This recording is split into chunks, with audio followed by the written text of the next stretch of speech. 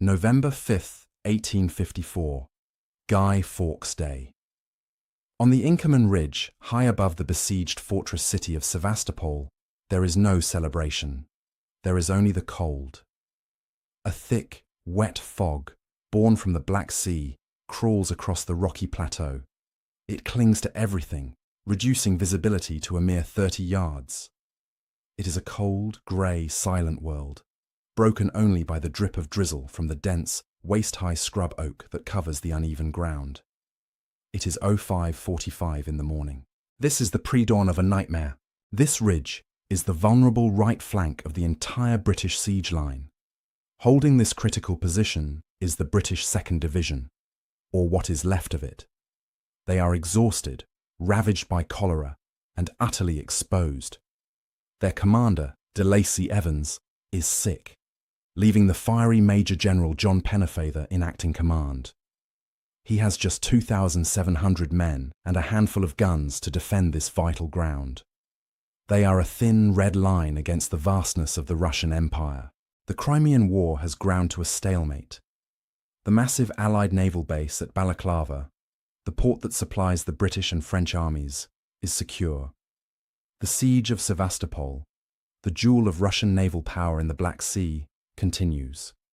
But the Russians are not defeated. They are desperate. From within the city and from the vast Russian interior, a plan has been forged. Prince Alexander Menshikov, the Russian commander-in-chief, has decided on a single massive blow to break the siege and drive the Allies into the sea. His plan is audacious, complex, and deadly. He will hurl 2 massive assault columns, a total force of nearly 40,000 men supported by over 130 guns, at the weakest point in the Allied line. That point is here, the Inkerman Ridge. The target is Pennefather's 2,700 men. The objective is total annihilation. Under the command of General Peter Dannenberg, the Russian host has been moving all night. General Soimonov leads the first massive column, tens of thousands of men, not as a firing line, but as a dense, deep, heavy column of bayonets. They are a human battering ram, designed for one purpose: to shock, to overwhelm, and to punch through the British defences by sheer terrifying weight of numbers. They advance in silence, their footsteps muffled by the wet ground, their grey greatcoats blending perfectly with the fog. They are a ghostly army, an avalanche of steel and muscle, moving unheard and unseen. The British pickets, shivering in the pre-dawn chill, can see nothing. They listen, but the fog muffles all sound. They are unaware that just beyond the veil of mist, 35,000 men are climbing the heights, bayonets fixed, ready to erase them from the earth. The Russian tactic is one of pure, brutal shock. They will not stop to shoot. They will simply walk forward, a forest of steel, and overwhelm the small British detachments before an alarm can even be raised. This is not a battle of grand strategy. Not yet. The terrain forbids it. The rocky, scrub-covered plateau is a maze, breaking up formations, channeling men into unseen gullies. And the fog, the suffocating, omnipresent fog, makes command impossible. No general can see his flanks. No officer can see the regiment next to him. It is a battle that will be fought in isolated pockets of chaos. At 6:00 a.m. the silence is shattered. The lead elements of Soimonov's column loom out of the mist, not as dots on the horizon, but as a towering wall of grey coats. They are already upon the British pickets. There is a moment of stunned disbelief, a shout, then the flash of musketry. The alarm is raised. The Battle of Inkerman has begun. The Russian columns slam into the 2nd Division's camp with the force of a tidal wave. Tents are flattened. Men, still half asleep, scramble for their weapons, emerging from the fog into a sea of grey-coated Russians. There is no time to form a line. There is no time for orders. The British camp is overrun in moments. This is the soldiers' battle, and it has begun not with a clash of armies, but with 1,000 individual duels in the mist. Major General Pennefather, the fiery acting commander, is in his element. He roars through the chaos, his voice a gravelly beacon in the fog. He finds small groups of men, 10 from the 30th Regiment here, 20 from the 49th there, and urges them forward. "Fight like devils," he bellows, his foul-mouthed encouragement the only command structure that exists. There is no grand plan. The only strategy is to stand, to fight, and to die where they stand. The battle immediately dissolves into a series of brutal, disconnected skirmishes. The rocky, scrub-covered terrain of the ridge breaks the Russian columns just as it breaks the British defenders. A small group of 50 men from the 95th Regiment finds itself confronting an entire Russian battalion of 800. They are not a line. They are a clump, a desperate cluster of redcoats. But they have an advantage, an equalizer that will define this day. They carry the pattern 1853 Enfield rifle musket. This is the decisive technology. The Enfield is a weapon of precision. It fires the conical Minié ball, a deadly projectile that is lethally accurate out to 600 yards. The British soldier is a trained marksman, taught to fire 3 aimed rounds a minute. He can stand at 300 or 400 yards, and with methodical precision begin to dismantle the enemy. The Russians, by contrast, are an army of the past. The vast majority of their infantry carry an obsolete 12-bore smoothbore musket. It is a crude weapon, wildly inaccurate beyond 150 yards. For the Russians to even get into the fight, to bring their own weapons or their dreaded bayonets to bear, they must cross a killing zone of over 300 yards, and they must do it under a withering, accurate and rapid fire from an enemy they often cannot even see in the fog. This is the terrible arithmetic of Inkerman. The Russians have mass. The British have firepower. The Russian shock columns, so terrifying in theory, become a perfect, deep target for the Enfield's Minié ball. Each round fired by a British soldier is likely to hit someone in that dense formation. The front ranks of the Russian columns are scythed down, but their very density prevents them from deploying. Only the first few ranks of Russians can fire their inaccurate muskets, while every single British soldier in his 2-deep line, or his desperate clump, can present his rifle to the enemy. The Russians come on with incredible fatalistic bravery. They are a tide of men, pushing forward over the bodies of their own comrades. They are met by small, stubborn islands of redcoats. The 41st Regiment, the 47th, the 55th, all parts of Pennefather's 2nd Division, fight in isolated pockets. A captain, a lieutenant, sometimes just a sergeant, finds himself in command of a mixed group of men from different regiments. They form a ragged line behind a low stone wall, or use the scrub oak for cover, and they pour a relentless, disciplined fire into the grey masses that emerge from the smoke. The acrid, sulphurous smell of black powder hangs heavy in the wet air, mixing with the fog, creating a suffocating grey-white curtain. The world is reduced to the flash of a muzzle, the roar of a volley, and the screams of men. Amid the chaos of the ridge, one location becomes a focal point for the battle's unnatural ferocity. It is not a fortress. It is not a redoubt. It is a simple, unfinished gun emplacement, a low wall of earth and gabions known as the Sandbag Battery. It holds just 2 British guns. But in the disorienting fog, this one small landmark becomes a vortex of slaughter, a magnet for the confused and raging masses of men. For the next 2 hours, this small patch of ground will become the epicenter of the Inkerman nightmare, a place where the battle is no longer fought with rifles, but with bayonets, fists, and rifle butts. The Russians see it as an objective, a fortified position to be taken. Waves of grey-coated infantry, emerging from the mist, hurl themselves at the battery. The British defenders, a mixed group from the 2nd Division, are driven out by sheer weight of numbers. But they do not run. Enraged, they reform, rally, and with a hoarse-throated cheer, they charge back, a thin red line crashing against the grey mass. The battery is retaken. This cycle repeats itself again and again. The Sandbag Battery changes hands 5, 6, perhaps 7 times. The ground within its low walls becomes a literal pile of British and Russian bodies, heaped one upon the other. It is a butcher's yard. The fighting here is primitive, medieval. The smoke is so thick that men loom out of the fog only when they are yards away. Rifles, having been fired, have no time to be reloaded. They become clubs. The 18-inch blade of the bayonet becomes the primary weapon. This is the fight that defines the soldier's battle. It is pure, desperate, hand-to-hand combat. Regiments are shattered, their survivors merging into new, ad hoc units. A British captain might find himself leading men from 4 different regiments, their regimental distinctions lost in the blood and the mud.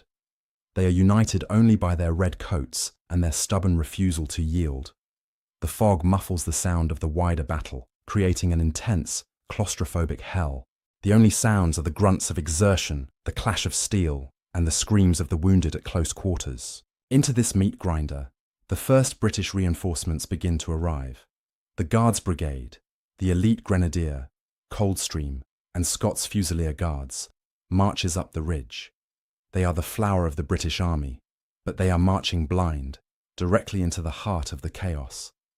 They are not deployed as a cohesive brigade, but are fed into the fight piecemeal, plunging into the melee around the sandbag battery. Their discipline holds, but even they are staggered by the ferocity of the fight and the sheer number of Russians. The Russians, too, feed more and more battalions into this single fight. Their dense columns become disorganized mobs as they press forward, tripping over the dead and dying, shoving their way to the front. General Soimonov, leading this main thrust, is seen at the front, urging his men on. He is a conspicuous target, and in a flash of British musketry, he is cut down, killed early in the battle. His death adds to the growing confusion in the Russian command. General Dannenberg, now in tactical command, is too far back. His orders are confused. He fails to see that his men are being funneled into a single, narrow killing ground, their superior numbers rendered useless by the terrain and the fog. He holds his reserves back, failing to commit them to what could be a decisive breakthrough. The Russian army, for all its mass, is becoming a headless giant, lashing out blindly in the mist. It is now 08:30 in the morning. For 2.5 hours, Pennefather's 2,700 men, reinforced by the Guards, have held back an army of nearly 40,000. But they are at the breaking point. The line is no longer a line. It is a suggestion, a series of ragged, bleeding clumps of men, often low on ammunition, fighting with the bayonet. The overall British Commander-in-Chief, Lord Raglan, has arrived on the ridge, but he is a spectator, not a commander. The fog renders his authority useless. He can hear the battle, a roaring, unseen inferno just yards away, but he cannot see it. He cannot direct it. Into this chaos marches the British 4th Division, led by Lieutenant General Sir George Cathcart. These are fresh troops, the last British reserves. Their arrival should stabilise the line. But the same fog that has baffled the Russian generals now conceals the true nature of the battle from the British. Cathcart, a veteran of high standing, arrives near the desperate fight for the sandbag battery. He looks for an opportunity, not just to defend, but to attack. He peers into the mist and spies a body of Russians on a slope below him. Misunderstanding the situation, he believes this is the flank of the main Russian assault. He sees a chance for a glorious, decisive charge. He gives the order to advance, to move down the slope and attack this isolated unit. His staff officers are horrified. They protest, pointing out that the real battle, the existential threat, is on the ridge itself, not down in the valley. They are being attacked, not attacking. To descend the slope would be to abandon the high ground and, worse, to expose their own flank. Cathcart is immovable. "I will not be told what to do by my junior officers," he is reported to have said. Convinced of his own tactical insight, he personally leads a wing of his division, about 400 men, down into the ravine. It is a fatal error. At first, the charge is successful. The men, heartened by their general's presence, crash into the Russian unit and send it reeling, but in doing so, they have separated themselves from the main British line. They are now an isolated pocket, deep in the ravine, and they have lost the advantage of the high ground. And the fog, which concealed their target, has also concealed a far greater danger. A fresh, powerful Russian column, unseen by Cathcart, has been moving up a parallel gully. This column now appears out of the mist, not in front of Cathcart's men, but directly on their exposed flank and rear. The 400 British soldiers are caught in a perfect trap. A devastating volley scythes into them from an unexpected quarter. They are hit from two sides. The charge falters, stops, and dissolves into panic. Sir George Cathcart, conspicuous on his horse, an easy target for the Russian rifleman, is shot through the chest. He slumps from his saddle, killed instantly. His division, leaderless and trapped, breaks. The survivors stream back up the hill, but they are no longer a fighting formation. They are a routed mob, fleeing for their lives. They crash back into the remnants of the Guards and the 2nd Division, sowing panic and creating a gaping hole in the British line. It is 09:30 a.m. This is the crisis point. The British line is broken. The 2nd Division is decimated. The Guards are overwhelmed.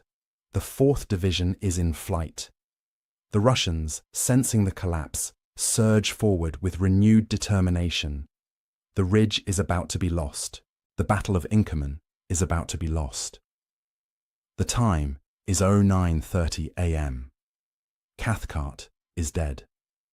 His 4th Division, the last British reserve, is a routed mob streaming back up the ridge. They carry their panic with them, crashing into the exhausted, blood-soaked remnants of the Guards and the 2nd Division. The British line, which has held for 3.5 hours against impossible odds, has finally and decisively broken. A vast, ragged gap has been torn open. Through this gap, the Russian columns surge forward. They can taste victory. Their officers urge them on for a final push. The British are in a desperate, fighting retreat. There are no more formations. It is every man for himself. Officers are seen trying to rally small groups, grabbing fleeing men by the shoulders, begging them to stand and fire just one more volley. But the momentum is too great. The ridge, and with it the entire Allied siege position, is just minutes from being overrun. In the chaos, small, isolated acts of suicidal bravery become the only thing holding back the deluge. On the main road, a low stone wall known as the Barrier becomes a modern-day Thermopylae. A small detachment of men, some from the 49th Regiment, make their stand here. They are hopelessly outnumbered. They know they will not be reinforced, but they understand that every minute they can hold this choke point, it is a minute bought with their lives. They load and fire their Enfields with mechanical precision, their volleys tearing into the front ranks of the Russian column pressing up the road. The Russians fall, but more come on, climbing over the bodies. The fight at the Barrier is a microcosm of the entire battle, a few disciplined riflemen against a human avalanche. Meanwhile, Lord Raglan, the British commander, watches the disaster unfold, helpless in the fog. He has committed his last man. He has no more reserves. The battle is lost unless help comes from elsewhere. That help is commanded by General Pierre Bosquet.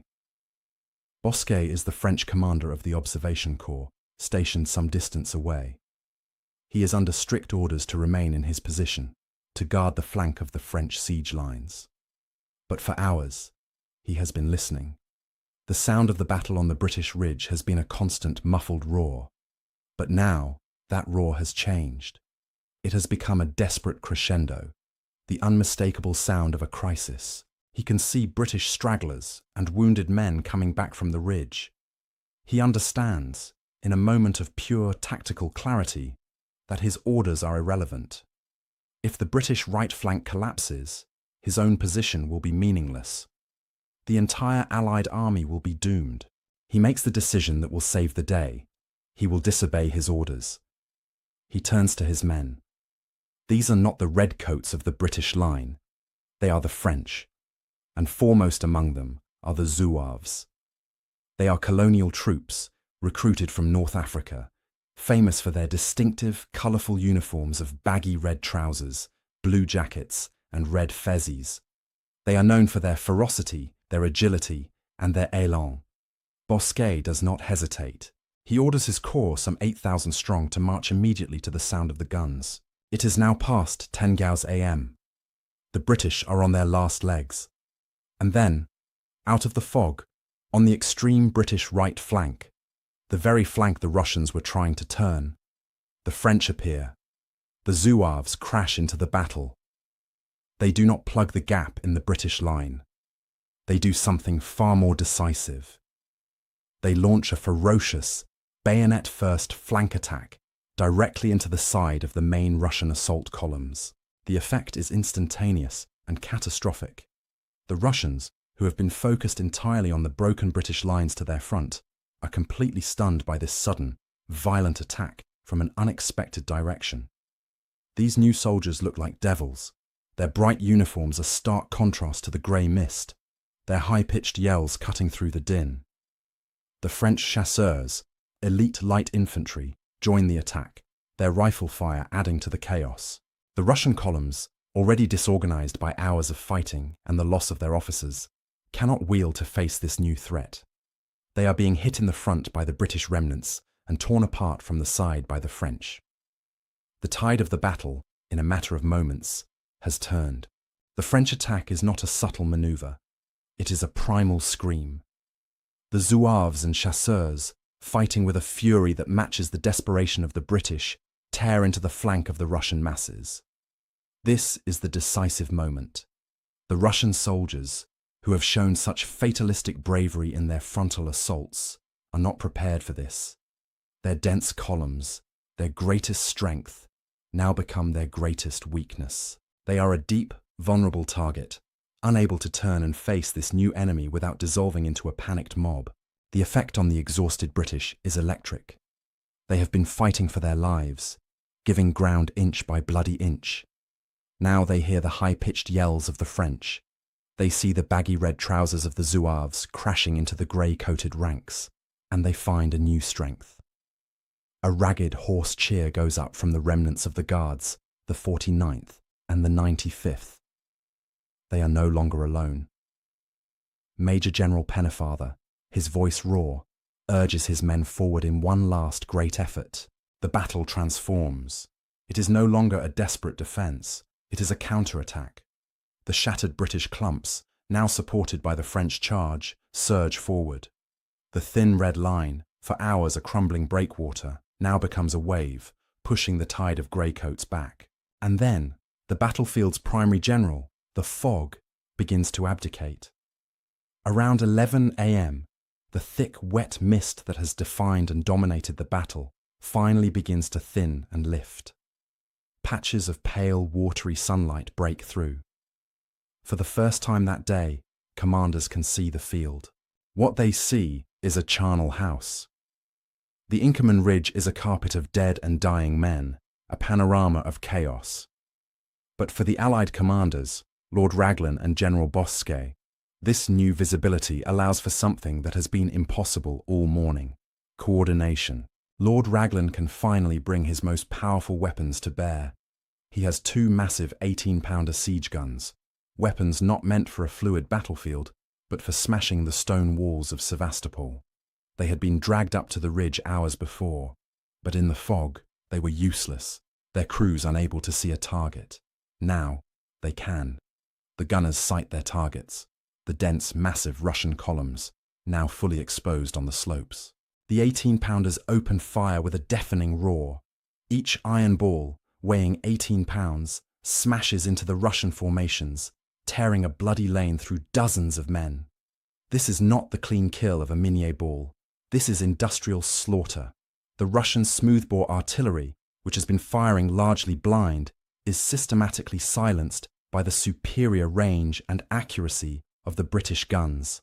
Allied field artillery, now massed, joins the chorus. They fire round shot at a distance, and then, as the Russians waver, they switch to canister, tin cans packed with hundreds of musket balls, turning the cannons into giant shotguns. The Russian infantry, who have endured the Enfield rifle for hours, now face a combined arms nightmare.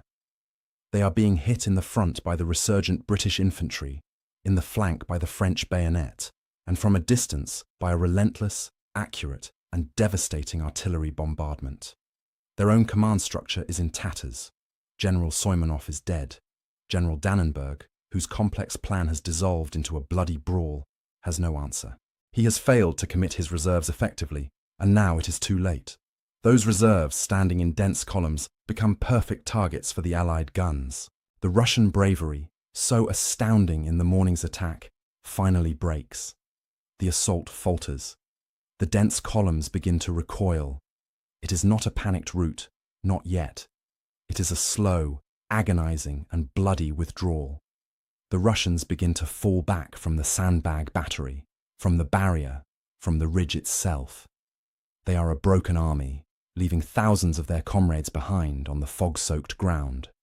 The soldiers' battle has been won by the soldiers, and the generals' battle, once the fog lifted, has been won by the guns. By 1 p.m., the Russian attack has completely stalled. The combined pressure from the British front, the French flank, and the relentless Allied artillery is too much. The Russian officers, what few remain, try to rally their men for an orderly withdrawal, but the retreat is a shambles. The dense columns that marched up the ridge in silence now dissolve as they flee back down, all cohesion lost. They are a broken, terrified mass, and the Allied guns do not let up. The 18-pounders continue to send their iron messengers into the retreating formations, while the field artillery rakes them with canister and shot. The pursuit, however, is sluggish. The Allied soldiers are simply too exhausted to follow. The British 2nd Division, which has been fighting since 6 a.m., has been effectively annihilated as a fighting force. They have held the line, but at the cost of their own existence. The Guards are decimated. The 4th Division is leaderless. They have just enough strength to stand on the ridge they have so dearly bought, but not enough to chase the enemy down into the valley. The French, though fresher, are content to secure the flank and consolidate the victory. By 4 p.m., the last Russian attacks have been repulsed. The battle is over. Silence, heavy and profound, begins to settle over the Inkerman Ridge, a silence broken only by the groans and cries of thousands of wounded men, both British and Russian, who litter the landscape. The watery sun, now low in the sky, illuminates the full horror of what the fog had concealed. The battlefield is a spectacle of almost unimaginable slaughter. The waist-high scrub oak, which had broken the formations, is now trampled and stained. The ground itself is slick with blood. Around the sandbag battery, the dead are piled 3 and 4 deep. It is not a battery, it is a sepulchre. The bodies of Grenadier Guards and Russian infantrymen are locked together in death, their bayonets still fixed, their faces frozen in a final rictus of effort. The low stone wall of the barrier is a rampart of the dead. But the most terrible sight is on the slopes where the Russian columns had advanced and where they had been caught by the Enfield rifle. The British Minié ball, fired from hundreds of yards away, had done its work with methodical brutality. The Russian columns had been so dense that every shot found a mark. Now they lay in vast swathes, great carpets of grey-coated bodies, mown down in their formations. The British losses are terrible. Thousands killed and wounded. But the Russian losses are catastrophic, numbering well over 10,000. They have lost more men in a single morning than the British had in their entire army. The smell of the battlefield is overwhelming. The sharp, sulphurous stink of black powder, which had hung in the fog for hours, is now mixed with the coppery, metallic smell of blood and the stench of death. Surgeons, their sleeves rolled up, work in a desperate triage among the rocks, their bone saws audible in the quiet. Soldiers, their faces black with powder, their red coats torn and bloody, walk aimlessly, stunned by what they have survived. They look for comrades, for water, for a place to sit that isn't covered in blood. This was the soldiers' battle, and the evidence is everywhere. It was won not by strategy, but by stubbornness. It was won by the Enfield rifle against the smoothbore musket. It was won by the 2-deep line, or more accurately, the 2-deep clump, against the dense, slow, vulnerable column. It was a victory of technology over mass, of the trained rifleman over the serf conscript, and it was a victory saved by the timely, decisive, and disobedient intervention of General Bosquet and his French zouaves.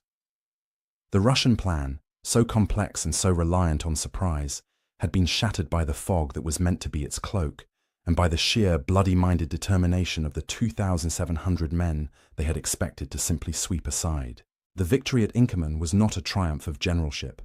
It was a brutal, Darwinian proof of tactical and technological superiority. The battle was a stark, bloody referendum on two competing philosophies of war: the dense Russian column, a relic of the Napoleonic age, versus the British Thin Red Line, a formation defined by firepower. At Inkerman, the column, for all its mass, was decisively broken by the line. The Russian plan, conceived by Prince Menshikov and executed by General Dannenberg, was entirely reliant on the shock column.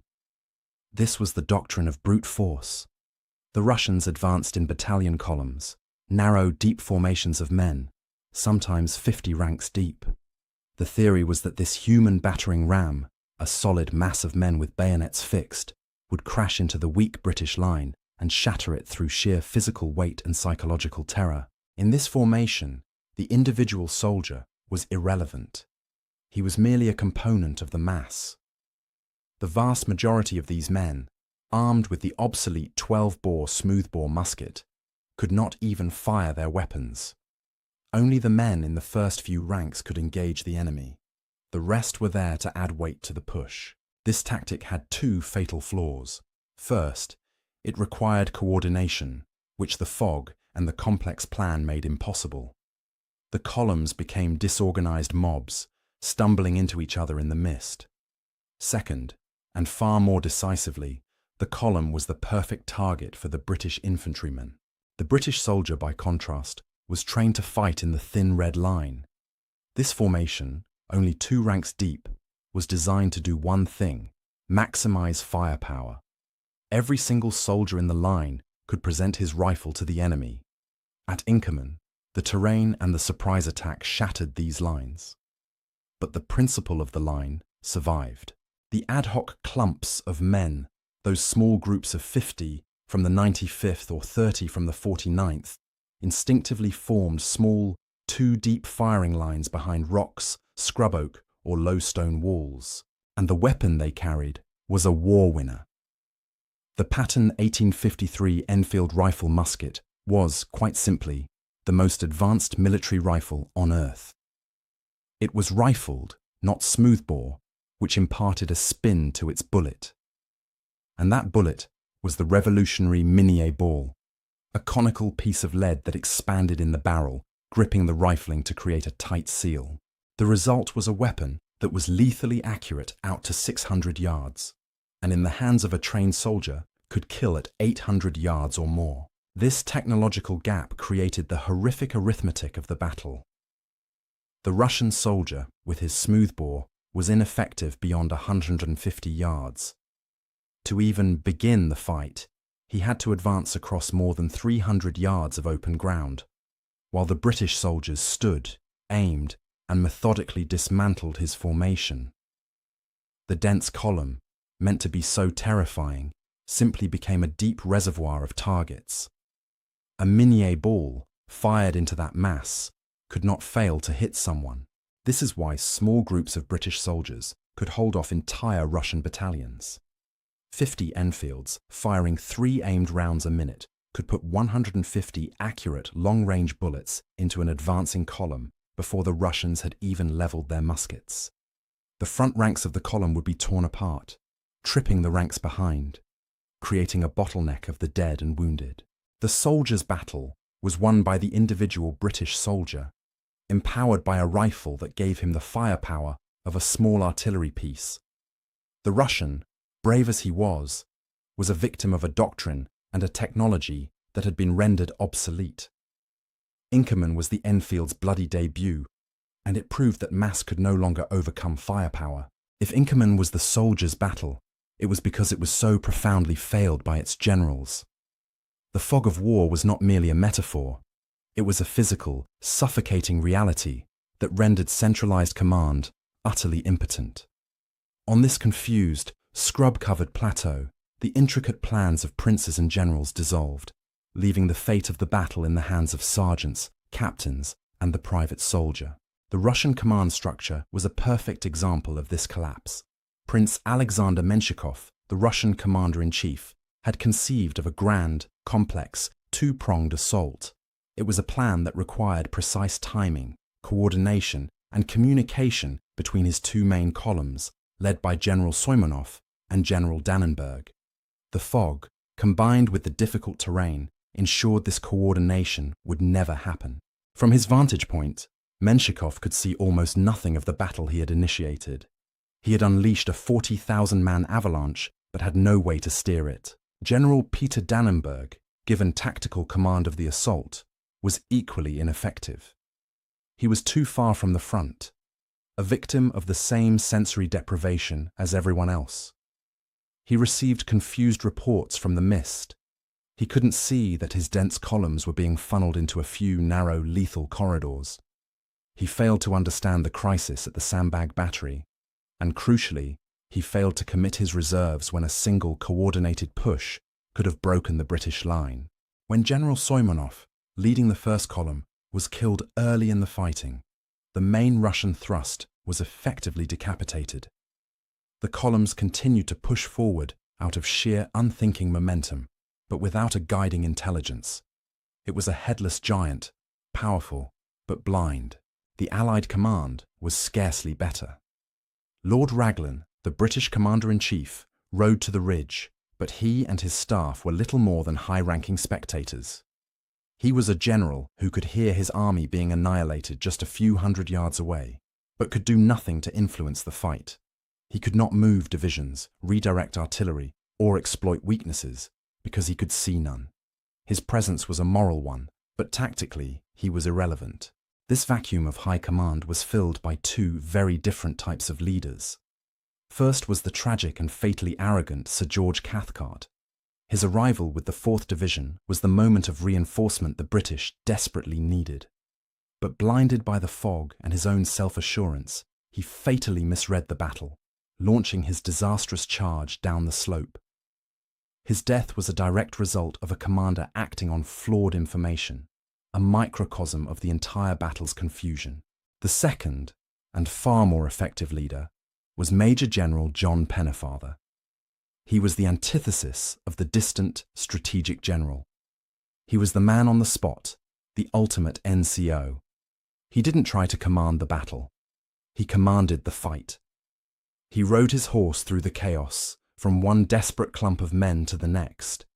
He was a roaring, profane, and inspirational presence. He didn't give complex orders. He simply urged his men to stand, to fight like devils. He was the moral anchor of the 2nd Division, the man who held the line together through pure, stubborn willpower. But the true hero of command that day was not British. It was General Pierre Bosquet. He was the only senior commander who correctly interpreted the limited information the fog allowed him. He was stationed miles away, but he listened to the sound of the battle. When that sound reached a crescendo of desperation, he understood what it meant. He made a conscious, career-risking decision to disobey his standing orders to protect the French flank. He knew that if the British broke, his own flank was doomed anyway. His decisive action, marching his 8,000 men, particularly the ferocious Zouaves, into the British right flank, was the single most important strategic decision of the battle. It was not a planned maneuver. It was a reactive, instinctive, and brilliant act of command that saved the British army from annihilation. The Battle of Inkerman was over. The Russian Empire's great thrust had been parried and broken. But on the evening of November 5th, 1854, there was no celebration on the Allied ridge. There was only exhaustion, shock, and the onset of a freezing, rain-soaked night. The men who had held the line were shadows of an army. They were decimated, traumatized, and now, as the adrenaline faded, they were left to contemplate the impossible. They had survived, but at a cost that was only just beginning to be counted. For the British, the victory was a terrifying one. It was a victory of the private soldier, the sergeant, and the captain. The soldier's battle, as it was immediately called, became a source of immense pride, a testament to the stubbornness and superior marksmanship of the British infantrymen. But it was also a quiet, damning indictment of the army's leadership. The men had been caught unprepared, their flank undefended, and had been saved from annihilation only by their own bloody-minded courage and the timely arrival of the French. Lord Raglan and his staff had been exposed as impotent. The battle had been won in spite of the High Command, not because of it. The psychological impact was profound. The British Army had come within a hair's breadth of total disaster.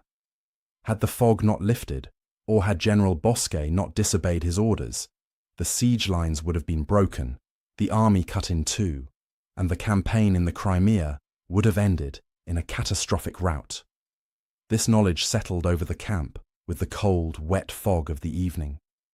They had stopped the Russian Empire, but they had done so by sacrificing the core of their fighting force. The 2nd Division had ceased to exist. The elite Guards Brigade was shattered. For the Russians, the retreat back into Sevastopol was a death march of a different kind. Prince Menshikov's grand, complex plan was in ruins. He had thrown 40,000 of his best troops at an exposed 2,700-man position and had been defeated.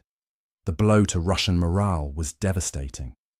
They had possessed every advantage: surprise, numbers, and the cover of fog, and they had failed.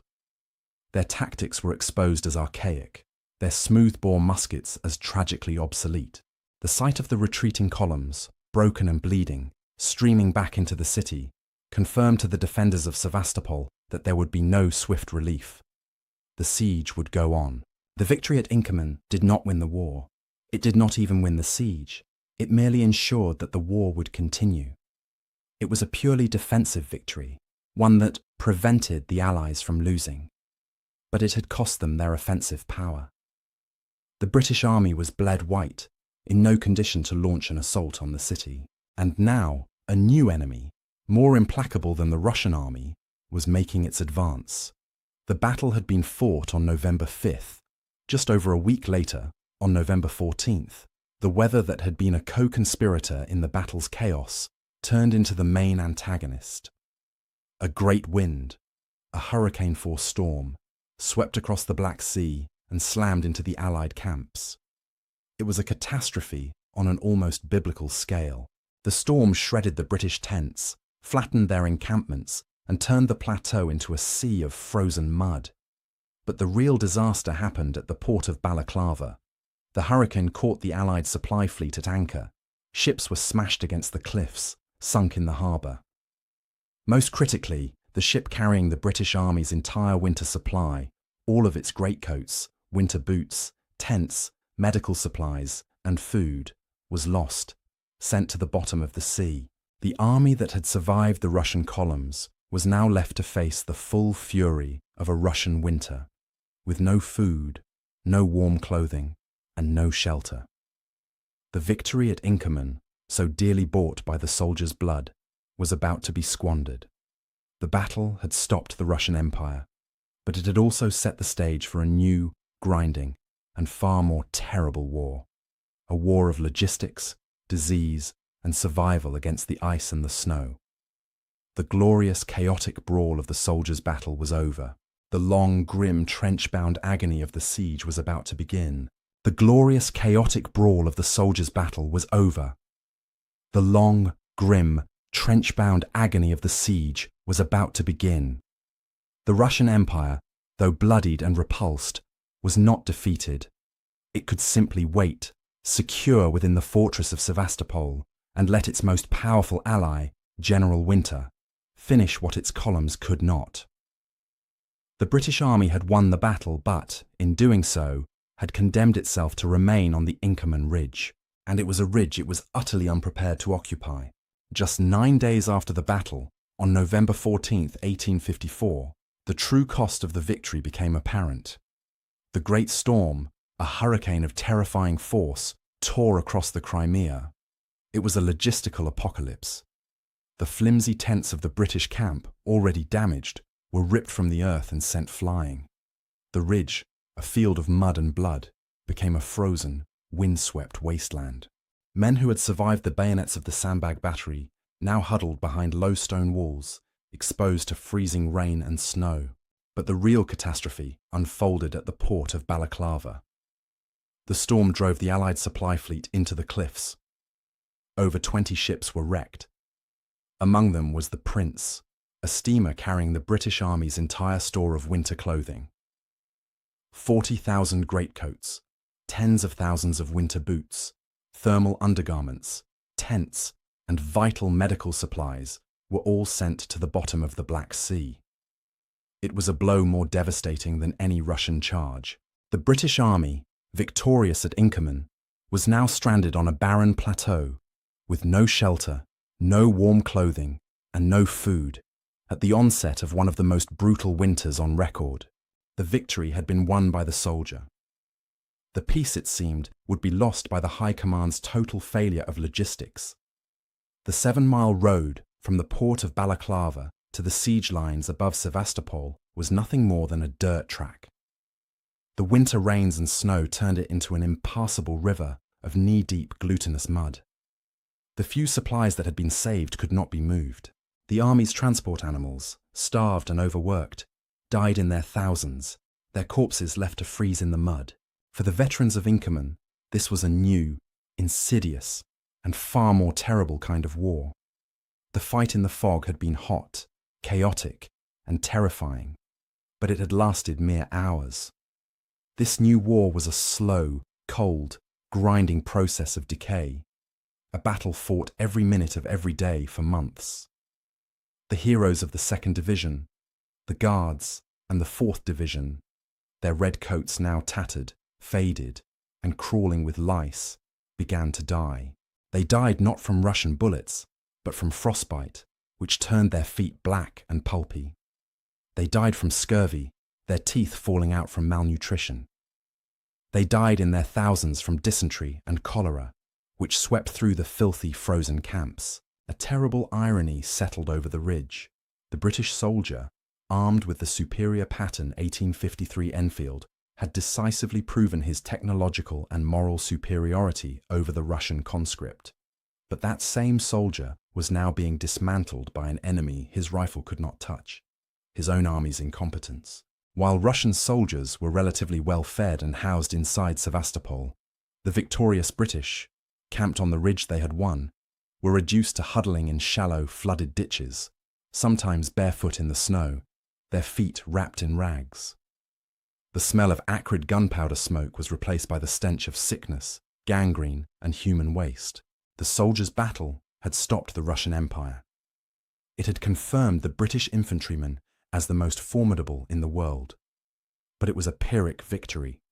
It locked the British army into a siege it was unequipped to prosecute, a siege of Sevastopol that was also a siege of themselves. The true legacy of Inkerman was not the glorious charge, but the long, agonizing, and almost fatal winter that followed. The battle had been won, but the war for survival was just beginning.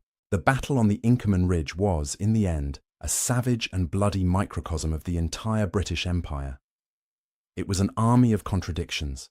It was an army that possessed the most advanced, lethal rifle technology on Earth, yet could not provide its men with a winter coat or a dry biscuit. It was an army whose high command could be rendered impotent by a bank of fog, yet whose individual soldiers, led by junior officers and sergeants, could defeat an enemy force more than 10 times their size through sheer, bloody-minded discipline. Inkerman was the high watermark of the Russian Empire in the Crimea. It was their last, greatest, and most desperate attempt to break the siege with a single, overwhelming blow. They had thrown their best troops in overwhelming numbers at the weakest point in the Allied line. They had surprise, fog, and mass on their side, and they had failed. The psychological blow was irreversible. They would never again try such an audacious field maneuver. The failure at Inkerman doomed Sevastopol to a long, slow, grinding siege. The war would not be won by a glorious charge, but by the relentless, industrialized misery of the spade, the cannon, and the trench. The battle itself became an immediate legend, immortalized as the Soldiers' Battle. This title was both a celebration and a condemnation. It was a celebration of the common British infantryman, the redcoat, who in the fog had proven his stubbornness and superior marksmanship. He had held the line. But it was also a quiet condemnation of an aristocratic, out-of-touch command system that had allowed its army to be surprised and nearly annihilated. The battle was won at the NCO and company officer level by men like Pennefather, who roared encouragement, not by men like Raglan, who watched, helpless, from a distance. The true legacy of Inkerman, however, was not the glorious victory, but the horrifying winter that followed. The suffering of the army on that ridge, dying of cold and disease after having won such a victory, sent shockwaves back to Britain. The reports from the front, for the first time, exposed the rot in the army's administration. The incompetence that lost the winter supplies, that failed to build a road, and that let its heroes freeze, led to the fall of the British government. It sparked the revolutionary reforms of figures like Florence Nightingale. The soldiers' battle had exposed the fact that the British army was a lion, brave and powerful, but led by donkeys. Inkerman, therefore, was a battle of the past and a battle of the future. It was the last great stand of the Napoleonic column, which was proven decisively obsolete against the rifled musket. And it was a terrifying preview of the wars to come. It was a battle of attrition, of mass slaughter, where technology, the Minié ball, created casualties on an industrial scale. It was a precursor to the trenches of the American Civil War and the Western Front of World War I. Today, the ridge is quiet. The scrub oak has grown back. The stone walls of the barrier and the low mound of the sandbag battery are just scars on the landscape. But in this place, on a foggy November morning, the fate of the 19th century's great empires was decided. It was not decided by generals or by princes. It was decided by small, desperate clumps of men in red coats, their faces black with powder, their hands numb from the cold, who stood in the mist and, against all odds, refused to be broken. Thank you for listening to our story. If you found this battle as fascinating as we did, please like this video and subscribe to British War History for more. We read all of your comments, so be sure to leave your thoughts below. We'll see you in the next video.